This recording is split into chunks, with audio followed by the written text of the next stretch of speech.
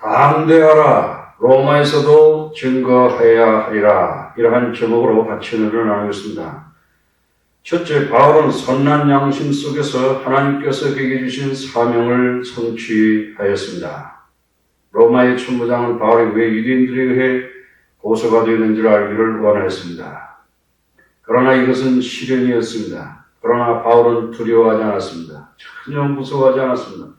사도행전 23장 1절에 바울이 공회를 주목하여 가로되, 여러분 형제들아, 오늘날까지 내가 본사의 양심을 따라 하나님을 섬겼노라 하거늘. 바울은 담대했고 두려움이 없었습니다. 그런 주도권을 취하여 먼저 말했습니다. 그의 말에는 진정한 의미가 있었습니다. 오늘날까지 내가 범사의 양심을 따라 하나님을 섬겼노라고 했습니다. 하나님 앞에서 자신이 옳다고 말하는 것입니다. 하나님이 자신에게 준 사명을 완성하고 있다고 말하는 것입니다. 그리고 그의 양심은 하나님 앞에서 깨끗하다고 말했습니다. 하나님은 사람을 만들 때 사람에게 양심을 주었습니다. 양심은 우리에게 어떤 것이 선한 것을 선택하는 데 도움을 줍니다. 한 사람이 선을 행할 때 그의 양심은 평안하고 행복합니다. 그러나 한 사람이 악을 행할 때 그의 양심은 죄책감으로 무겁습니다. 그의 사상은 흔들거립니다. 로마서 2장 15절에 이런 이들은 그 양심이 증거가 되어 그 생각이 서로 혹은 송사함이 혹은 변명하여 그 마음에 새긴 율법의 행위를 나타내느니라. 많은 청년들이 쾌락을 얻으려고 합니다. 쾌락을 맛본 후에 일은 생각하지 않습니다. 그러나 무서운 죄책감이 그들 양심 위에 느끼게 됩니다. 이러한 조건 하에서는 누구도 행복할 수 없습니다. 양심의 소리를 잠재우려고 노력합니다. 어떤 사람들은 쾌락죄에 빠지고, 어떤 사람들은 일중독에 빠집니다. 어떤 사람들은 정신적으로 병에 빠집니다. 어떤 사람들은 자살합니다.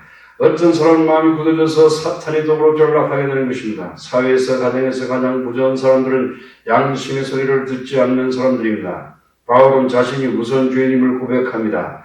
미쁘다 모든 사람들이 받을 만한 말이여, 그리스도 예수께서 죄인을 구원하시려고 세상에 임하셨다 하였도다.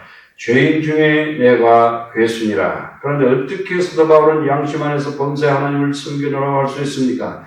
그것은 예수님의 은혜로 된 것입니다. 예수님은 하나님의 어린 양으로서 십자가에서 죄인들을 위하여 피 흘리셨습니다.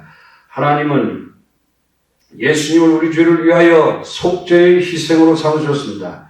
로마서 3장 25절에 이 예수를 하나님이 그의 피로 인하여 믿음으로 말미암는 화목제물로 세우셨으니, 히브리서 9장 14절에 하물며 영원하신 성령으로 말미암아 흠없는 자기를 하나님께 드린 그리스도의 피가 어찌 너희의 양심으로 즐거운 행실에서 깨끗하게 하고 살아계신 하나님을 섬기게 못하겠느냐. 예수 그리스도의 피는 능력이 있습니다. 예수의 피는 하나님의 공의의 요구를 만족시켰습니다. 예수의 피는 죽음으로 이끄는 모든 행위들로 생긴 우리의 양심의 죄책감을 깨끗게 합니다. 예수님의 피는 거룩하신 하나님 앞에서 떳떳하게 설 수 있도록 합니다. 예수님의 피는 살아계신 하나님을 섬길 수 있도록 합니다. 이것은 우리가 진정 원하는 것입니다. 이것은 우리를 행복하게 합니다.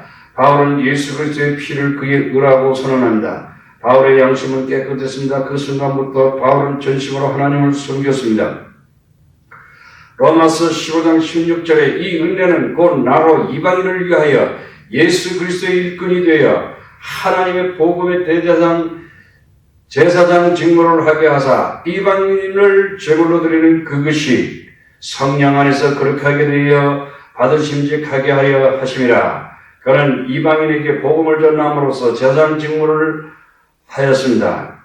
이것을 위하여 바울은 3차에 걸친 길고 위험한 전도 여행을 한 것입니다. 지금은 바울은 하나님 앞에서 양심에 조금도 부끄러움 없이 설 수 있게 된 것입니다. 하나님 앞에 설 수 있게 될 때 방해하는 종교 지도자들에게 서는데 문제가 없었습니다. 바울은 유대 종교 지도자들의 고통을 깊이 이해할 수 있었습니다. 그들은 환상적인 옷을 입고 사람들 앞에 영광을 구하는 지위에 있습니다. 그들은 율법적인 의를 얻기 위하여 엄청난 노력을 합니다. 그러나 그리스도 없이 그들은 위선자처럼 살면서 다른 사람들을 정죄합니다. 그들은 거짓된 사람들입니다. 그들은 하나님을 모릅니다. 그들은 진정한 자기 자신을 모릅니다. 그들의 위선은 그들을 비참하게 만듭니다. 그들은 하나님을 섬기는 기쁨이 없습니다.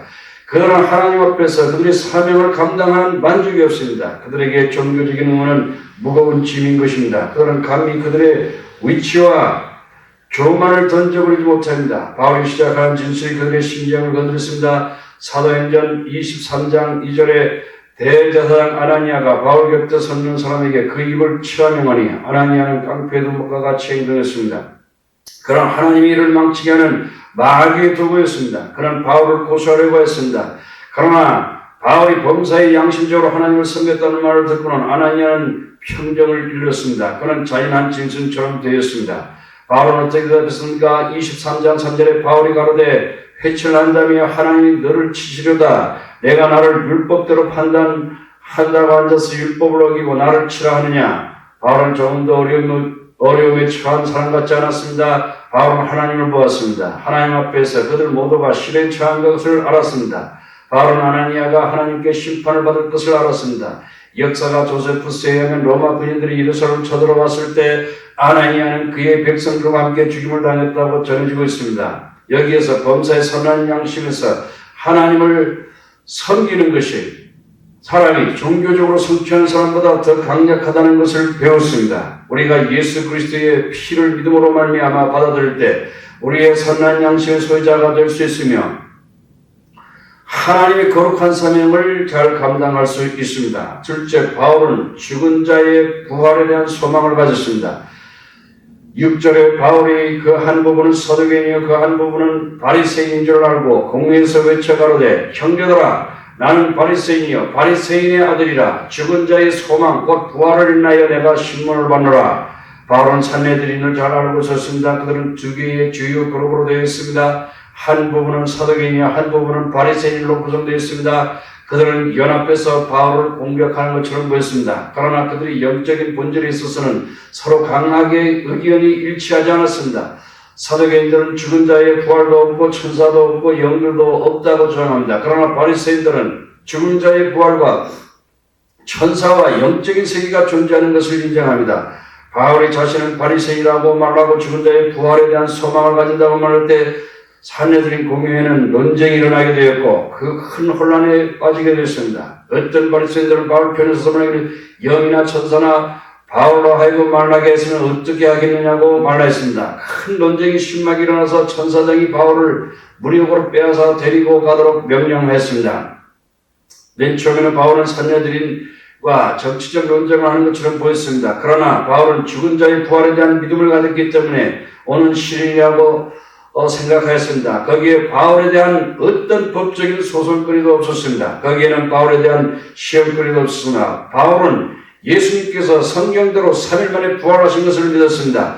바울은 예수님께서 부활의 첫 열매가 되고 그 다음에 모든 믿는 자들의 죽은 자 가운데서 부활할 것을 믿었습니다. 바울은 그 자신이 또 죽은 자 가운데서 부활할 것을 믿었고 그리스도의 영광스러운 형상으로 변화될 것을 믿었습니다. 그리스도의 부활은 하나님의 능력임을 증명했고 모든 불의를 멸하고 하나님의 나라를 회복할 것을 믿었습니다. 바울은 새하늘과 새 땅을 보았으며 영광스러운 하나님 나라에서 영생을 발견하였습니다. 이 희망을 가졌기 때문에 하나님께서 그에게 주신 사명에 기꺼이 헌신할 수 있었습니다. 이러한 소망 때문에 복음 전하면서 고난당하기를 원했습니다.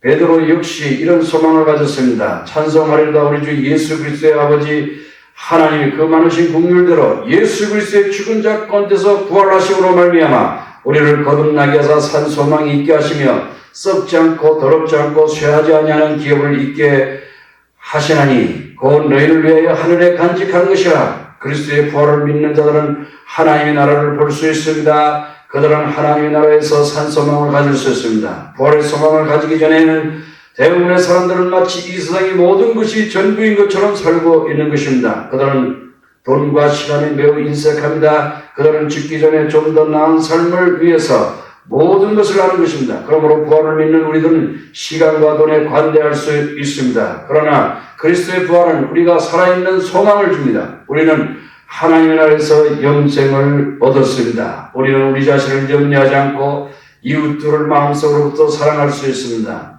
우리는 어떤 조건도 없이 하나님을 섬길 수 있습니다. 바울은 이러한 부활의 소망을 가졌기 때문에 그는 담대하게 예루살렘에 들어갈 수 있었으며 예수 이름으로 위하여 죽음까지도 각오할 수 있었습니다. 만일 부활이 없었더라면 바울의 태도는 달라졌을 것입니다. 고린도전서 15장 32절에 내가 범인처럼 에베소에서 맹수로 싸웠으면 내게 무슨 유익이 있어요? 죽은 자가 다시 사는 것이 없으면 내일 죽을 테니 먹고 마시자 하리라고 말하고 있습니다. 죽은 자리 부활이 없었다면 바울까지도 쾌락주의자가 되었을 것입니다. 우리 그리스도는 부활의 소망이 있기 때문에 희생적으로 주님을 섬길 수 있습니다. 아멘.